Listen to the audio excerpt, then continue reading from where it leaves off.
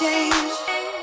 Hi there my loves, it's me Celeste, lovely to have you again. This video is going to talk about what are the pros and cons of becoming a yoga teacher. The last 3 years I've actually been writing a book dealing with the whole topic of newly qualified teachers. Like, you've done all this great stuff, you've managed to get your teacher training, so awesome. Then what? Like, how do you get your first class, first client, your first workshop? And I've been looking at some of the resources out there that are designed for yoga teachers and exactly getting them started, and very few actually teach you how to get your first class. So I'm really excited about releasing this book. It's probably going to be out in the next couple of months. I have put so much time and effort into it, but I was planning all my different YouTube videos for this month, and I thought, you know what, it'll be really nice for me to, if you don't want to buy the book, you don't have to, because I'm going to talk very openly now about what some of the pros and cons are of becoming a yoga teacher. So without much further ado, let's just go straight into it.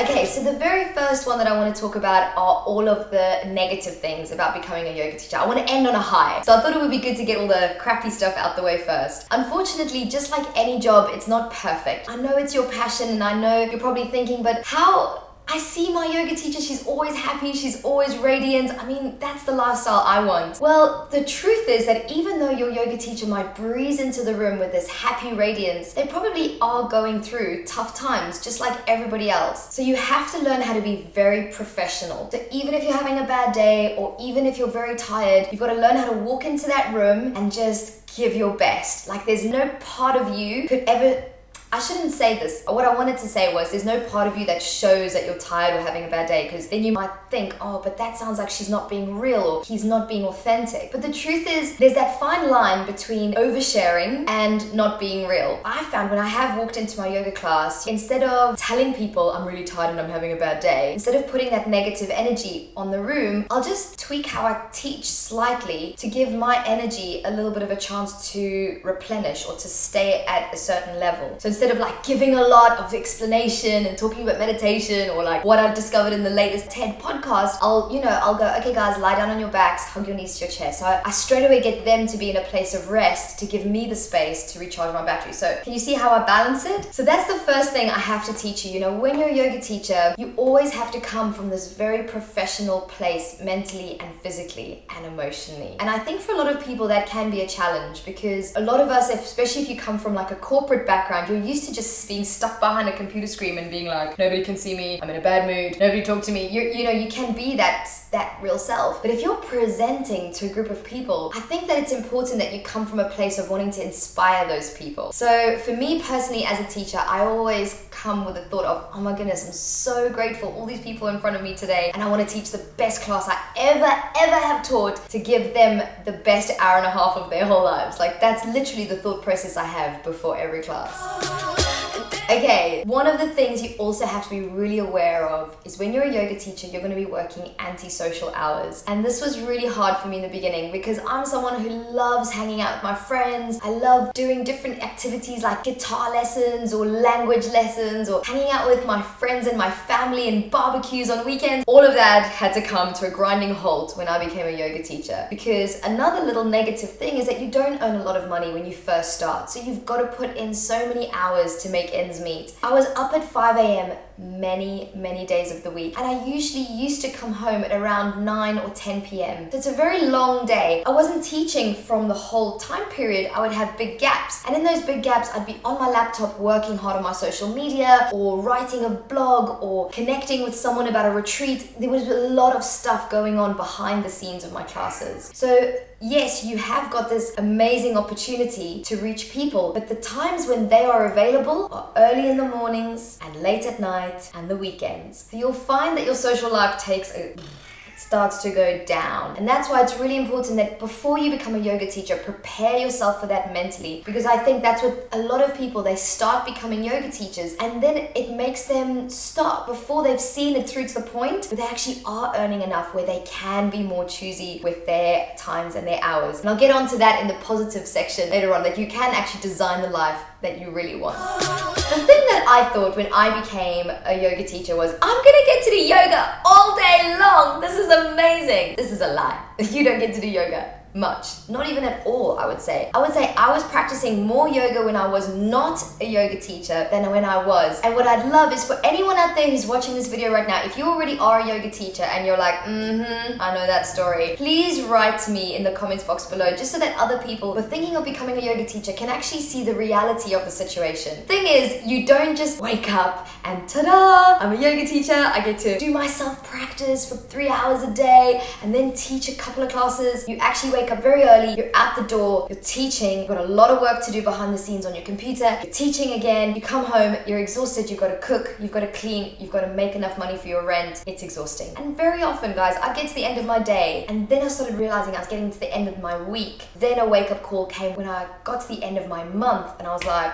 I haven't done any yoga. And it really started to make me feel almost sad because I was like, this is not what I wanted. Like, I really wanted to make yoga an even bigger part of my life. That's why I wanted to become a yoga teacher. So just be aware that you have to be super clever with your scheduling. I clearly wasn't because this, it just all got out of hand. Or you have to be the type of person who's willing to go through a period of time where you're working hard to make ends meet in the knowledge that that will pay off so you can balance your hours later on. I'm not sure if that's the best way of looking at it, but just one way or another, be aware that it's not actually that easy just kind of falling into a teaching role and then having lots of yoga in your life. So to be honest, it actually did take me a long time to think of lots of cons for my job because I love my job more than anything. I think it's one of the things that's really made me become myself. So I'm really grateful I'm a yoga teacher, but in my kind of pondering on what the negative things are, one of the things that came up is I think that to get to the point where you are earning a little bit of extra money with your teaching, you do have to invest in social media. And I know that a lot of people out there, that's not their passion, like they're not marketing experts. It takes a bit of extra effort and time and thought process. This is not a con as in it's a bad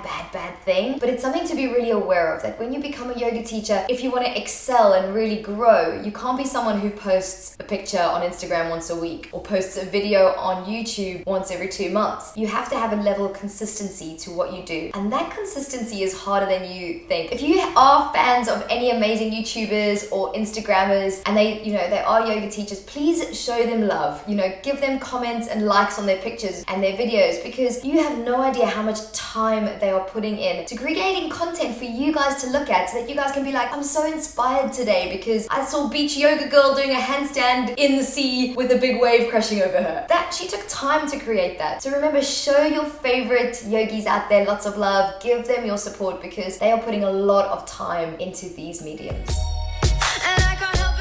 Okay, one more negative thing, and this goes out not just to yoga teachers, but to all people that are freelancers. Being freelance, it's a tough game because you don't know from month to month what your salary is going to be. We very rarely know what our schedule is going to be. We're not sure how many hours we're going to work from week to week. And even from day to day, things change at a whim. Someone can literally just call you up and go, sorry, I don't want my class today. Psychologically, there's a lot of ups and downs. There's times when you find your work is going really well, and there's times when you find your work is going not so great. And I think you really are, especially when you're teaching, you're at the whim of the people in front of you. You could be flavor of the month one week and doing everything everyone loves, and then you can start thinking, I want to be creative, I want to start exploring a different way. And as soon as you change things, people are like, oh no, we don't like what she's doing anymore, we're not her fan anymore. So you're really subject to not only lots of ups and downs with your salary, lots of ups and downs with your schedule, but you're subject to the ups and downs of the people who support you. So it takes a very strong-minded person to become a yoga teacher. And if I can give you any advice from this video, if you are going to become a yoga teacher, know your own mind and don't worry if people are maybe not your big fan this month. Trust that someone else who's your true fan, who will stick with you through thick and thin, you will attract those people into your world. And yes, your salary might go down one month, but it'll teach you to save. It'll teach you to not worry about financial things to the point where they stress you out. It'll teach you a lot of worthy lessons. So yeah, if you're a very insecure person, be careful of becoming a yoga teacher straight off the bat, because actually there's a lot more challenges than you realize. And honestly, that's the only negative stuff I could think of. I mean, I'm sure that once I've stopped filming this video, as always, I'll be like, oh yeah, I didn't say this and this. But for now, honestly, I can't even tell you how much I love being a yoga teacher. One of the things that I love about being a yoga teacher is I get to be very creative, especially because I'm a vinyasa flow teacher. I'm the kind of person who gets to think of creative sequences every day. I'm the kind of person who gets to like take pictures on my Instagram and make them really creative for my channel or these videos. I love creating my videos for YouTube. So I want you guys to know that there's a lot of creativity behind being a yoga teacher. And if you're a creative person, this is definitely a great job to do. For me personally, the thing that I love about being a yoga teacher as well is I'm master of my own destiny. Like when I wake up in the morning, if I decide I'm not happy about teaching the class that wakes me up at 5 in the morning anymore, it's really up to me to just cancel it. If I can find a way of financially making it work for me at another time slot, I can do that. So the great thing is that you actually have got a lot of power behind designing your life. You've just got to take that charge and be empowered enough to actually do it. And I'll be honest, I did find that hard. Like when I first started teaching, I was teaching so many classes. I didn't have enough time to really make it a smart career move in my life. But now I'm much wiser, and now I actually realize the opportunity that lies behind being self-employed. So I want you guys to remember that if you are starting out and you feel, you know, oh my God, I'm just teaching, I have no time for anything else, then I promise you that in a little bit of time, you are gonna get a change. The thing that I just love about being a yoga teacher is you are always learning. Like not only would you find a lot of passion and enthusiasm going into lots of workshops and training environments, and that is, oh man, one of the most wonderful experiences. But from class to class, when I'm teaching, I'm learning so much. Like I'm at the point now, I've been teaching for I think around 5 years full time, and the other day, like I love doing things that are a little bit risky in my classes because I don't think enough teachers are getting people to go upside down. So I really want to get people to do that. And so always in downward dog, I get people, if you've done my online classes, you know what I'm talking about. People go into down dog and I get them to do kicks. And one guy who comes to my class, I love him so much. He's like so enthusiastic and he kicked up so hard. And of course he toppled over and he fell on this girl and she burst out into tears. And the room was so packed and everybody stopped and went, a room full of like 40 people. And my heart stopped. And then I just went child's pose. Like I just commanded the room, everyone, boom, child's pose. And then I said to her, how are you feeling? And she was like, no word of exaggeration then. She was literally so upset. And I said to her, listen, I want you to lie down on your back and hug your knees to your chest. If you need ice, I'll send someone to get some for you. But let's give it 5 minutes. Maybe you start to feel better. Guys, it wasn't 5 minutes. She'd finished the class. She did every single pose and she loved it. And she came up to me at the end and she was like, that was the best yoga class ever. I freaking loved it. So just to show you, in that moment, I was really scared. I literally had lawsuits going through my head. All sorts of like negative things were going through my brain. And in that moment, I was like, I've got to take control of everyone. I've got to make sure that everybody is safe in that moment. I've got to make sure that she's taken care of. And through that, I learned so much. And I think the biggest thing I took away from it was it's okay to take these risks because one way or another, it's gonna work out. You know, people know what to expect when they come to my classes. And in the end, I find out from her that the reason she reacted so dramatically to someone falling on her is because she'd hurt her ankle the week before. And suddenly she was like, oh no, I'm not gonna be able to do yoga ever again. So that was what's going through her mind. So you can see it was like a really big deal and that's why she freaked out. But in the end, she was okay and she ended up doing the whole class. So I promise you one thing as a yoga teacher, you're gonna learn so much and that's powerful. And it's a great thing to have in your life. The other thing I love about being a yoga teacher is your opportunity to inspire people. I don't know why this is something that I need in my life. I think maybe all of us need a little bit of that in our lives. But I love listening to like podcasts on TED. Or I shared with you my friend Tony's podcast. Tony writes in on Zestology. And sometimes I pick out little things from these podcasts or a book that I'm reading or a YouTube video that I've watched. And I think, wow, that's really made a positive impact on my life. And I just love sharing those things in my classes. I think that there's, in this world, a lot of negativity. The news never really has a lot of good stuff to say. When you turn the TV on, I don't think it builds us up. I think it breaks us down. Or magazines, media in general isn't building us up. It's breaking us down. So I think it's an opportunity for me to show the world that even though there's a lot of bad stuff going on around us, or even in our own lives, you still have the power to be happy and positive. One of of the last things that I want to share with you that I love about being a yoga teacher is that for me, in my personality, I find it very difficult to wake up at the same time every day, to go to work, to the same place, to stay in the same building all day, to be doing the same work all day, and then to go home at the same time. I'm just not the kind of person who likes that. I'm the kind of person who loves variety. I like the fact, I know this was a con earlier, but I actually like that feeling of like, oh, what's gonna happen next week? And to work things out and plan things. For me, I really like the variety that comes with the territory of being a yoga teacher. For me, it's very stimulating. So if you're someone who also loves to have the challenge of every day being different, you should definitely become a yoga teacher, because it's tricky. Like, there's parts of you that have to learn how to manage it, but there's also parts of you that love it, and there's parts of you that are going to be super stimulated by this very unique way of life.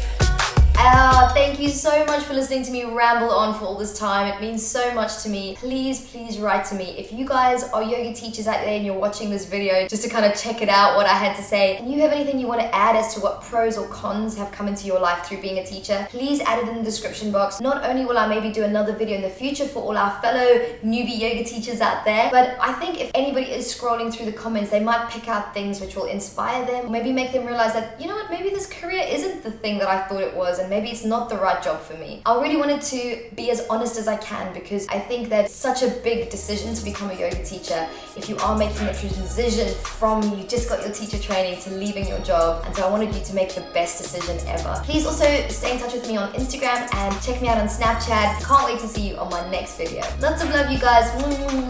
Kisses and hugs and everything beautiful in your life.